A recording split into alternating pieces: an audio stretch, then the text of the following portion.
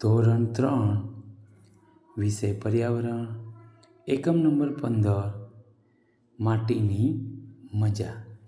સંવર્ધન પોથી સોલ્યુશન માર્ગદર્શન જોઈશું આપણે. એમાં પ્રશ્ન નંબર 1. પ્રશ્ન નંબર 1ની અંદર સૂચના આપવામાં આવી છે. આપેલા વિકલ્પોમાંથી યોગ્ય વિકલ્પ પસંદ કરી ખાનામાં લખો. એમાં નંબર 1. માટીમાંથી કઈ વસ્તુઓ બનાવી શકાય? આપેલી તમામ ડી. નંબર 2. આપેલા સાધનોમાંથી કયું સાધન કુંભારનું છે? જવાબ છે એ ચાકડો. નંબર 3. સુથારનું સાધન કયું છે? રંધો. આપેલા સાધનોમાંથી કયું સાધન દરજીનું નથી? એરણ. નંબર 5. નંબર 5ની અંદર જોઈએ તો ઓળંબો કયા વ્યવસાયકારનું સાધન છે? સી. કડિયો. નેહાબેનનું ચપ્પલ તૂટી ગયું છે તો તે કોની પાસે જશે? સી.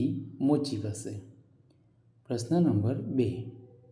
પ્રશ્ન નંબર 2ની અંદર સૂચના આપી છે કે પ્રશ્નોના જવાબ આપો. આ તમને માર્ગદર્શન માટે તૈયાર કરેલું છે, તો તમે ફક્ત એના માર્ગદર્શન માટે ઉપયોગ લો.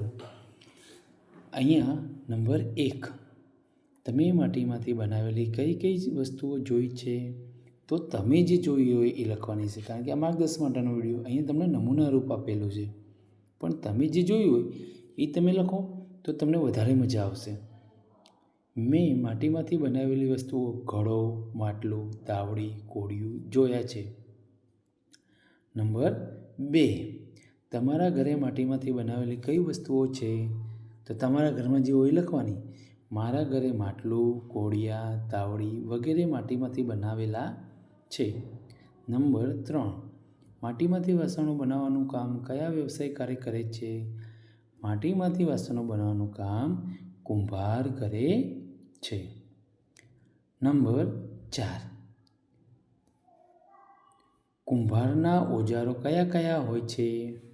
કુંભારના ઓજારો ચાકડો અને ટપલું હોય છે. નંબર 5.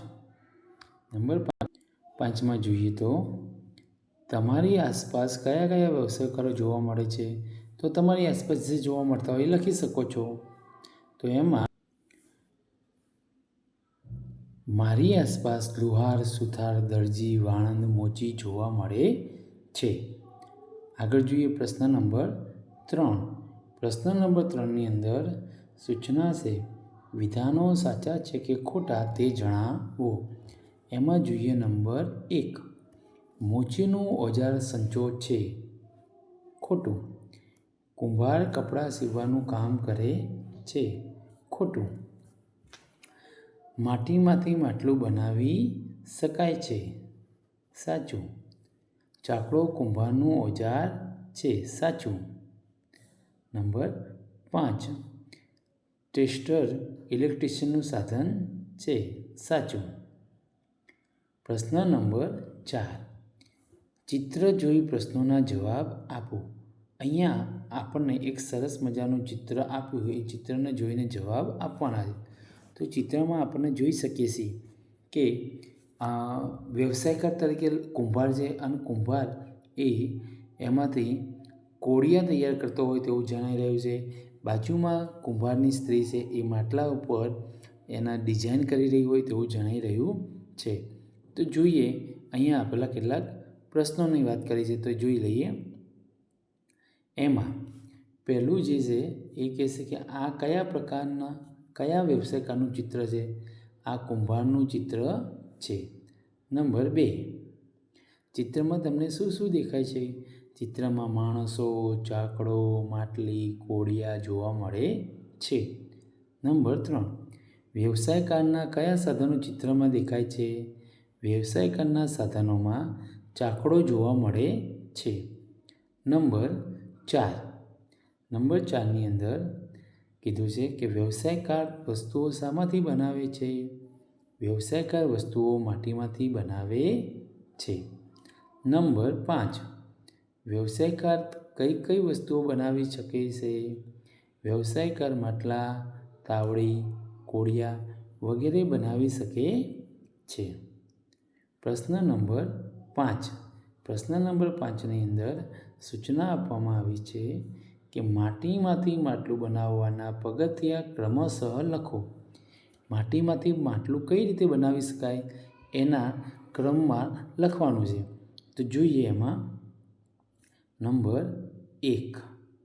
સૌપ્રથમ ચીકણી માટીમાં પાણી નાખીને ગૂંદવામાં આવે છે. ત્યાર પછી નંબર 2. નંબર 2ની અંદર તૈયાર થયેલ માટીના પીંડાને કુંભાર ચાકડા પર ચડાવી આકાર આપે છે. નંબર 3. ફરતા ચાકડા પર હળવા હાથે દબાણ આપી ઉપરનો ભાગ તૈયાર થાય. નંબર 4. ચાકડા પરથી ઉતારી થોડું સૂકવી બહારથી ટીપવામાં આવે છે. તળિયું તૈયાર થાય. નંબર 5.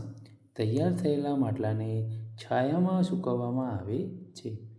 અને નંબર 6. જ્યારે માટલા સંપૂર્ણ સુકાઈ જાય ત્યારે તેનો નિભાડામાં પકાવવામાં આવે છે. પ્રશ્ન નંબર 6. પ્રશ્ન નંબર 6ની અંદર સૂચના છે કે કોષ્ટકમાં વિગત લખો. હવે અહીંયા ક્રમ, વ્યવસાયકારનું નામ, ઓજાર, સાધન અને કાર્ય આપેલું છે. તો એમાં અહીંયા જે વ્યવસાયકારના નામ આપેલા છે એના ઓજાર, સાધનો લખવાના છે અને આ વ્યવસાયકાર્યનું કાર્ય લખવાનું છે. જોઈએ આપણે એમાં નંબર 1 કુંભાર. તો કુંભારના ઓજારો કયા? ચાકડો, ટપલું. શું કામ કરે? તો કે માટીના વાસણો બનાવે છે. નંબર 2 વાણંદ. કાતર, અસ્ત્રો. વાળ કાપે છે. ત્યાર પછી નંબર 3 ઇલેક્ટ્રિશિયન.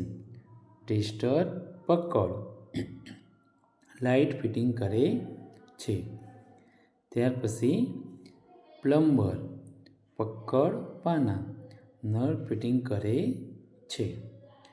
તો અહીંયા આપણું આ એકમનું સ્વઅધ્યયન પોથી સોલ્યુશન માર્ગદર્શન પૂર્ણ થાય છે. આવા જ માર્ગદર્શન વિડીયો મેળવવા માટે અમારી સાથે જોડાયેલા રહો અને જોડાયેલા રહેવા માટે અમારી ચેનલને સબસ્ક્રાઈબ કરો અને વિડીયો ગમ્યો હોય તો લાઈક કરજો અને શેર કરજો. આવજો.